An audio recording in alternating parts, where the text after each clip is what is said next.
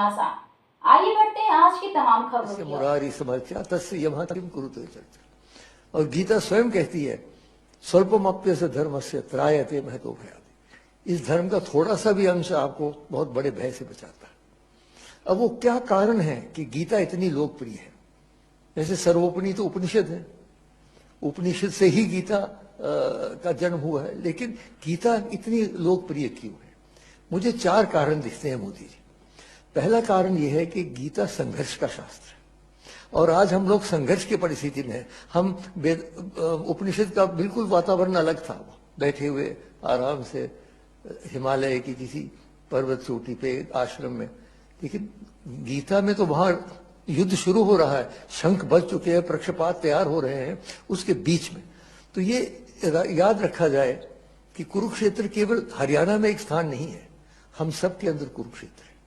हमारे अंदर ही दैविक और आसुरिक शक्तियों का युद्ध हो रहा है, इसलिए हम लोग संघर्ष में, और आजकल विशेषकर संघर्ष में परिस्थिति में है, इसलिए ये हमें बहुत आकर्षित करता है, पहला कारण। दूसरा कारण ये है कि भगवत गीता के गुरु का विलक्षण स्वरूप, हर एक उपनिषद के गुरु हैं, आप जानते हैं, याज्ञवल्क्य हैं, जनक हैं, अंगिरस इत्यादि हैं, लेकिन यहां तो भगवान श्री कृष्ण स्वयं है। कस्तूरी तिलकम ललाट फलके वक्षस्थले कौस्तुभम नासाग्रे नवमौक्तिकम करतले वेणुम करे कंगनम सर्वांगे हरिचंदनम च कलयन कंठे च मुक्तावलीम गोप स्त्री परिवेष्टितो विजयते गोपाल चूड़ावन।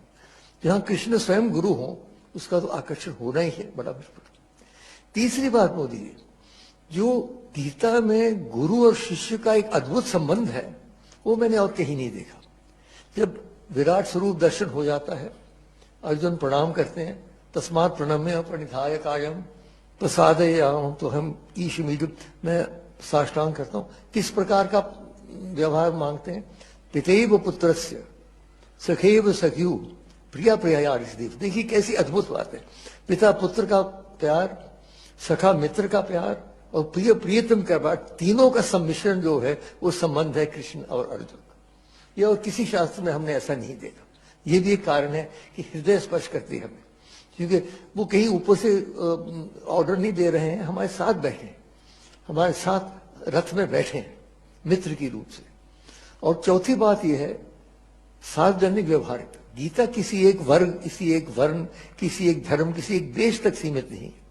ईश्वर सर्वभूतानां हृदय, हर एक प्राणी के अंदर भगवान का निवास। ये हमारे वेदांत का,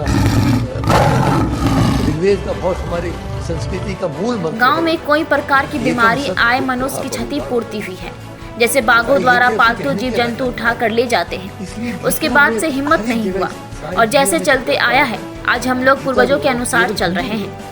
दूसरे धर्म के लोग भी गीता को पढ़ते हैं बड़े। ये 4 कारण मैं मानता हूँ कि गीता इतनी लोग। अब गीता का संदेश क्या है, उसमें भी 4 मुद्दे संक्षेप में रखते हैं।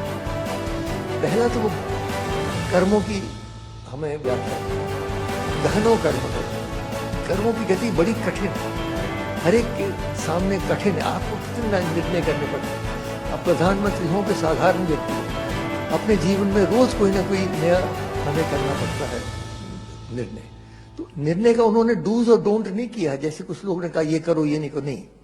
उन्होंने एक आंतरिक मंत्र दे दिया। क्या कहा उन्होंने? यत प्रवृत्तिर्भूतानां येन सर्वमिदं ततं स्वकर्मणा तमभ्यर्थ सिद्धिं विन्दति मानव। जो ईशावास्यमुदं इदं सर्वम, जो सारे ब्रह्मांड में व्याप्त शक्ति है, उसको यदि हम अपने कर्म से उसकी पूजा करते हैं तब हम सिद्धि की ओर जाएंगे। उसका अर्थ ये निकला कि जो भी हमारे इष्ट हैं, मैं भगवान शंकर का भक्त हूं, यत यत कर्म करोमि तत् अखिलम शंभो तबारात।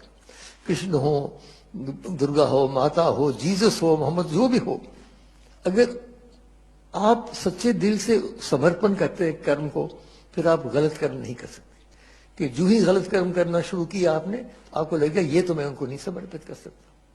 तो ये उन्होंने मंत्र दे रखा है कर्म का। दूसरी बात, उन्होंने एक संयुक्त योग की बात की है। हमारे संस्कृति में आप तो जानते हैं 4 प्रमुख योग हैं, ज्ञान योग है, भक्ति योग है, कर्म योग है, राजयोग है। अलग अलग इनके शास्त्र भी है, लेकिन गीता में 700 श्लोक के अंदर चारों योग की उन्होंने व्याख्या की है। और जो जैसे ज्ञान योग नहीं ज्ञानेन सदृशं विप्रमेह विद्यते, और भक्ति योग तो है ही, जहां कृष्ण होंगे भक्ति भक्ति होगी। और कर्म योग की मैंने बात कही। राजयोग के बारे में भी मोदी जी अगर आप पढ़ें, पर्याप्त उसमें सामग्री है, कैसे बैठना चाहिए, कैसे श्वास लेना चाहिए, कैसे ध्यान देना चाहिए। तो चारों योग सम्मिश्रित योग। तीसरी बात, संयुक्त आश्वासन। बड़े आश्वासन देते हैं मोदी जी। यदा यदा हि धर्मस्य ग्लानिर्भवति भारत अभ्युत्थानाम धर्मस्य तदात्मानं सृजाम्यहं परित्राणाय साधूनां विनाशाय च दुष्कृतां धर्म संस्थापनार्थाय संभवामि युगे। और कौन्तेय प्रतिजानीहि न मैं भक्त प्रणश्यति। लेकिन अब मैं एक नई बात कहूंगा। वो जो आश्वासन, आप अगर आश्वासन देते हैं कोई लोकसभा में, तो 1 साल के बाद लोग कहेंगे प्रधानमंत्री आपने आश्वासन दिया था, पूरा कीजिए। तो श्री कृष्ण को ऐसे ही जाने थे, बांसुरी बजाते बजाते आश्वासन दे के निकल जाए। बांधना है उनको कैसे बांध सकते हैं? भक्ति से ही बांध सकते हैं, और तो कोई तरीका है नहीं। और एक और बात मैं कहूं, मोदी जी शायद पहली बार आपने सुना हो, अगर हमें भगवान की आवश्यकता है तो भगवान को भी हमारी आवश्यकता है, याद रखिए। मानव की सहयोग के बिना भगवान का कार्य पूरा नहीं होता। नहीं तो सुदर्शन चक्र था, चला लेते, युद्ध खत्म कर लेते। नहीं, क्यों अर्जुन के पीछे पड़ गए? खड़े हो जाओ, निमित्त मात्र, मैंने सबको मार रखा है, खड़े हो जाओ। खड़े क्यों? क्योंकि हमारे सहयोग के बिना उनका कार्य पूरा नहीं। श्री राम ने भी जब चढ़ाई करनी थी श्रीलंका पर, तो अयोध्या से कोई नहीं आया। वहां के जो वनवासी है, और बहुत प्रगतिशील वनवासी है, ये दुर्भाग्य है कि हमारे उत्तर भारत के कवियों ने उनको वानर कह दिया, तो लोग समझते हैं वानर है। वानर नहीं है, बहुत ही प्रगतिशील। उनके देखिए कितनी बड़ी राजधानियां थी। तो इसलिए वो सब इकट्ठे किए, वो सेना बनी, तब जाके उनका कार्य पूरा हुआ। तो इसलिए हमें भगवान को बांधना है।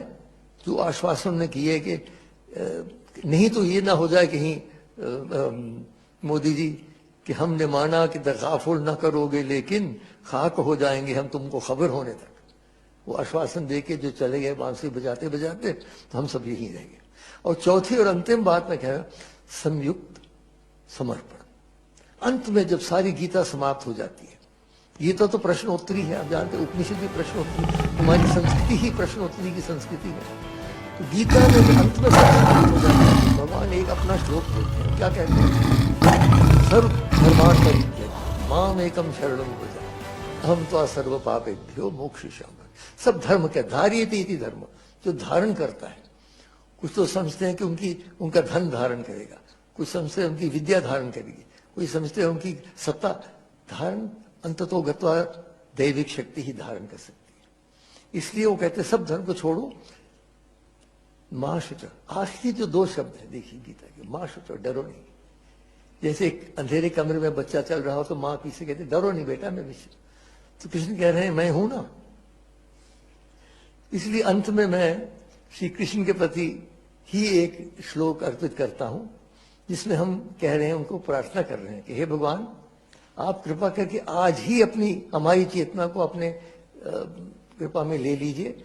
अंतिम समय जब आएगा, न जाने बोल पाएंगे, कहाँ होंगे, आईसीयू में होंगे, कहाँ होंगे, इसलिए विलंब न करें।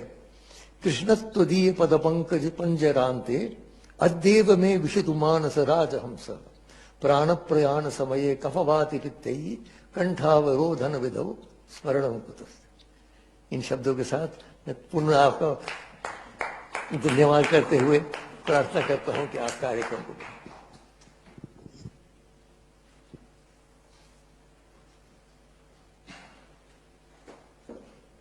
ऐसे ही तमाम खबरों के लिए स्ट्रीट बस के YouTube चैनल को लाइक और सब्सक्राइब करना ना भूलें। धन्यवाद।